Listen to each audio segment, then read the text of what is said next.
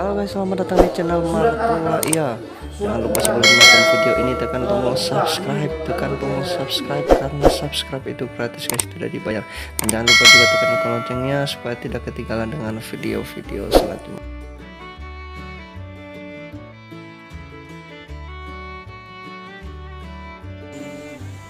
Siratal ladzina an'amta 'alaihim ghairil maghdubi 'alaihim waladdallin.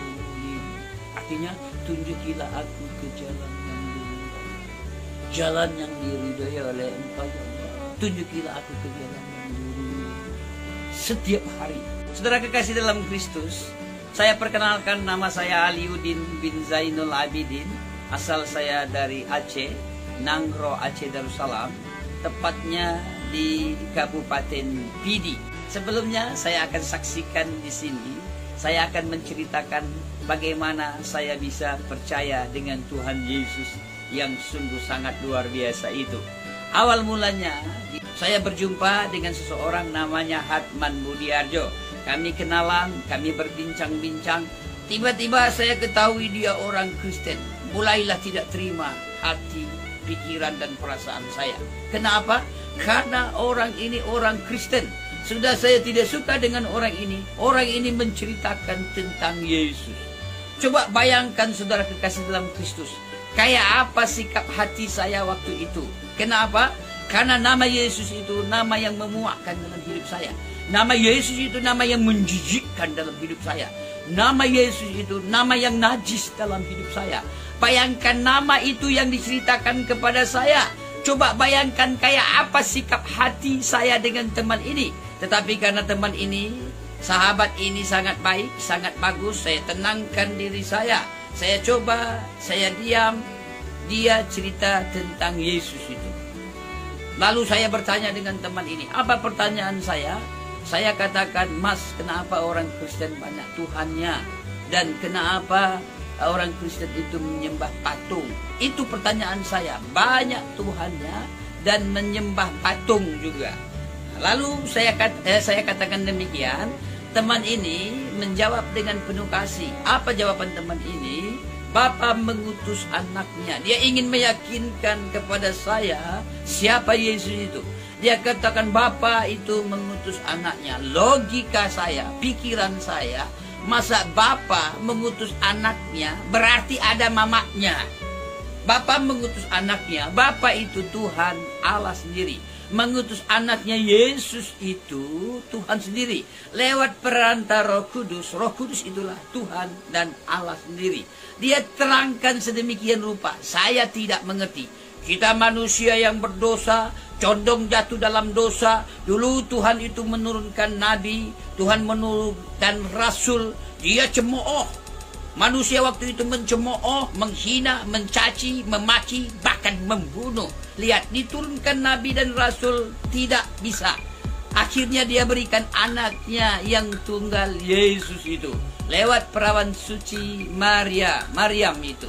Ya, Maryam mengandung lewat kekuatan Roh Kudus, Roh Ilahi. Firman itu hidup, firman itu menjadi manusia. Kalam Allah itu, perkataan Allah itu, dan mengandunglah Maria dari Roh Kudus itu. Ya, akhirnya saya teringat dengan cerita di dalam Al-Quran, di dalam surah Maryam, dan dalam Injil diceritakan lebih jelas.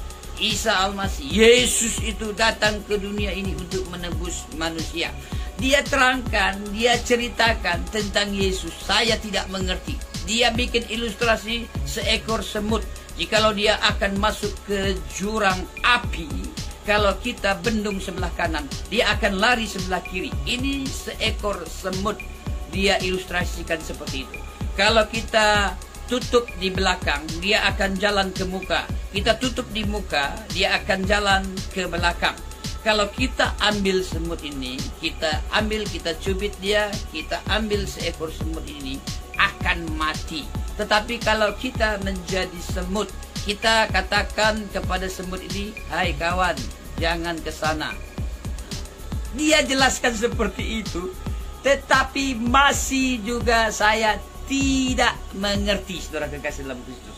Pertanyaannya, bagaimana sehingga saya menjadi mengerti? Pertanyaannya, saudara kekasih dalam Kristus.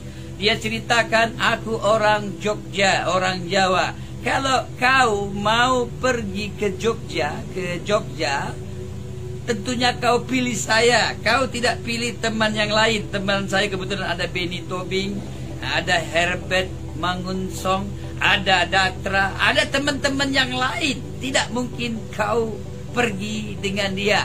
Harus kau pergi dengan aku, karena aku orang Jogja. Aku sangat mengetahui Jogja.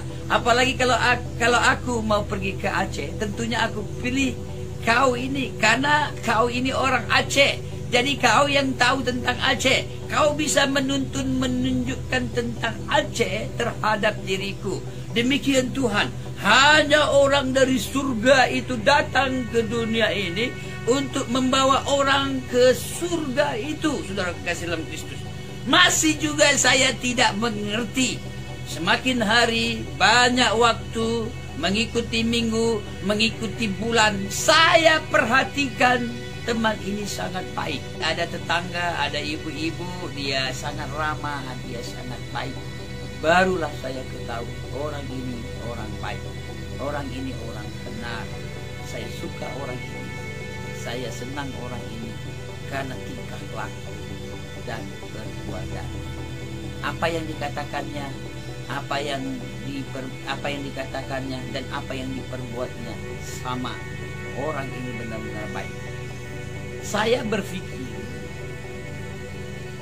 tidak ada orang lagi baik di dunia ini, karena saya hidup penuh dengan kekerasan, saya hidup dengan kekonyolan ya. Apalagi situasi di Aceh ya. Saya hidup di Aceh, saya juga bergaul dengan saudara-saudara, teman-teman saya. Saya juga lama di kota Medan, saya hidup di kota Medan yang keras, dan saya hidup di Jakarta yang sangat luar biasa. Tetapi waktu saya di Bandung, saya berjumpa dengan seorang Hatman ini. Saya lihat ternyata ada orang baik di dunia ini. Benar saya rasakan. Dia mengasihi saya, dia peduli dengan saya, dia betul-betul bersahabat dengan saya. Sebelumnya saya tidak kenal orang ini, tetapi waktu saya datangi, saya kunjungi, dia izinkan saya nginap di kamar kos-kosannya. Karena dia baik, karena dia ramah, saya manfaatkan kebaikan teman Hatman Mulyadjo. Saya manfaatkan. Coba begitu liciknya diri saya manfaatkan. Tetapi lihat banyak waktu saya perhatikan ya, hidup saya sama teman ini, dia berdoa, dia sungguh-sungguh dengan Tuhan. Inilah kehidupan yang mempermalukan diri saya. Saya berpikir saya orang baik, saya orang ramah, saya orang yang punya agama, saya orang yang lebih benar daripada orang ini. Ternyata begitu diperhadapkan dengan teman ini, saya tidak ada apa-apanya. Sedikit pun saya tidak ada apa-apanya. Ternyata orang ini betul-betul sangat baik, sangat ramah. Lalu saya bertanyalah dengan Tuhan. Apa pertanyaan saya dengan Tuhan? Dalam hati nurani saya bilang begini dengan Tuhan. Ya Allah, ya Rabbi, kenapa kau jumpakan aku dengan teman ini? Aku suka dia. Kenapa? Karena dia ramah, karena dia baik. Aku senang dia. Saya berargumentasi dengan Tuhan itu. Dan saya katakan dengan Tuhan seperti ini. Ya Allah, ya Rabbi, kasihan sekali teman ini. Kenapa? Karena dia akan masuk ke dalam api neraka jahanam. Saya katakan kasihan teman ini. Padahal sebenarnya teman inilah yang kasihan kepada saya. Tapi teman ini tidak banyak bicara, tidak pintar bicara, tapi hidupnya berbicara. Kasih itu. Saat saya dengan teman ini, saya dapatkan kasih, saya dapatkan persahabatan, saya dapatkan persaudaraan, saya dapatkan terhadap seorang Hatman Mulyadjo ini yang saya katakan kafir, yang saya katakan tidak diterima di sisi Allah Subhanahu wa Ta'ala, Tetapi saya dapati orang ini baik, orang ini ramah, dan saya katakan orang inilah orang kafir. Saya menangis, saudaraku yang kasih. Saya berduduk, saya menangis, menetes air mata saya jatuh. Air mata saya jatuh. Hati saya hancur. Kenapa? Karena dosa yang telah saya lakukan. Tadi saya sudah diperingatkan dengan Tuhan. Orang ini baik, sangat baik, betul-betul baik. Saya rasakan kebaikannya. Saya nikmati persahabatan saya dengan teman ini. Dia betul-betul tunjukkan kasih persaudaraan. Dan mulailah roh Tuhan menyentuh hati pikiran saya.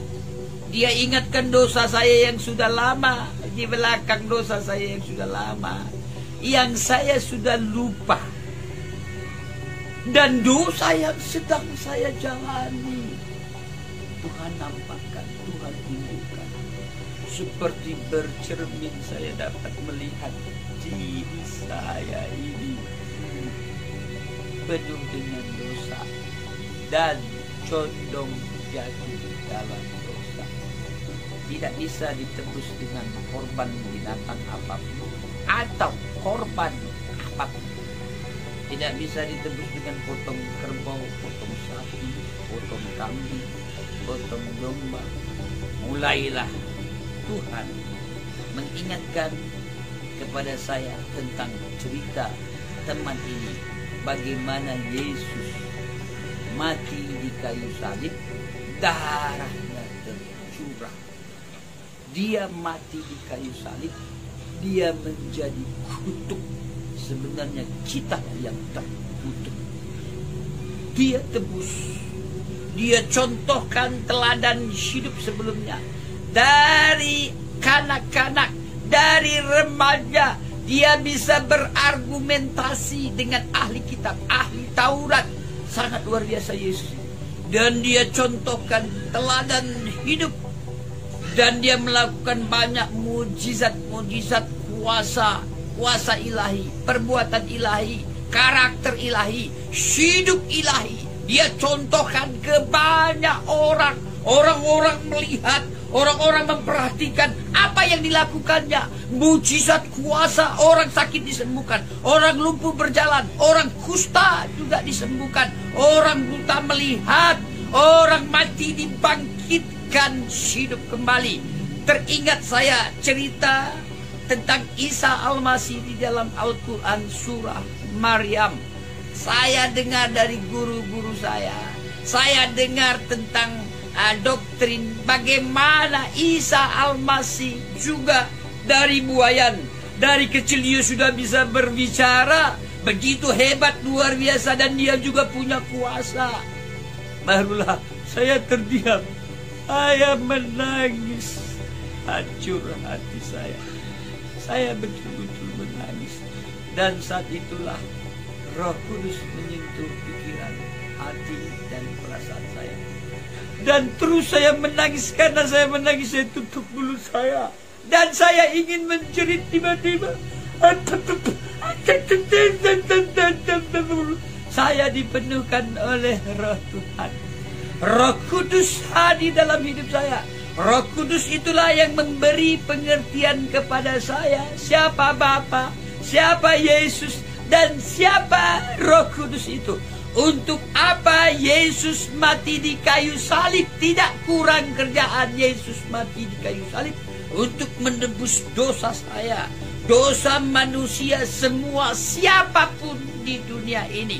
Dia menebus dosa kita semua. Dan saat itulah saya menangis, saya menjerit, dan Tuhan memberi pengertian kepada saya sehingga saya mengerti saya butuh Yesus.